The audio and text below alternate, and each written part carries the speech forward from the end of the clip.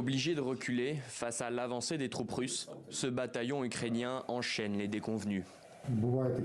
Parfois, il faut battre en retraite pour se réorganiser et sauver la vie de ses hommes. Il y a quelques jours, Yaroslav et ses hommes ont perdu Vuhledar après plusieurs mois d'affrontements avec l'ennemi russe qui a pris là un emplacement stratégique. Carrefour de plusieurs routes importantes, Vuhledar offre une ouverture vers le sud aux troupes russes, région enviée par le Kremlin, notamment pour sa façade maritime. Manque de munitions, manque d'effectifs, même si Kiev ne cesse d'élargir la mobilisation, rien n'y fait. Oui, les Russes avancent. Notre brigade a été transférée d'un autre endroit pour que nous puissions stabiliser la situation ici. Nous essayons de le faire, mais les soldats russes sont nombreux. On dirait qu'ils sont sous l'emprise d'une sorte de drogue. Ils n'ont peur de rien. Ils partent, repartent, meurent, mais ils sont nombreux.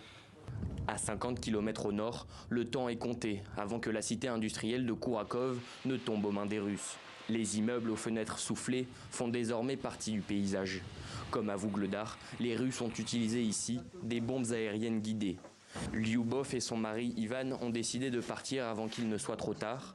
Ils barricadent les fenêtres de leur appartement avec l'infime espoir de pouvoir revenir un jour. Et qui sait, l'espoir est le dernier à mourir. On espère que cette maison restera en état et qu'il sera possible d'y faire des réparations. Nous ne vivons que dans l'espoir et nous vivons dans l'espoir de la victoire.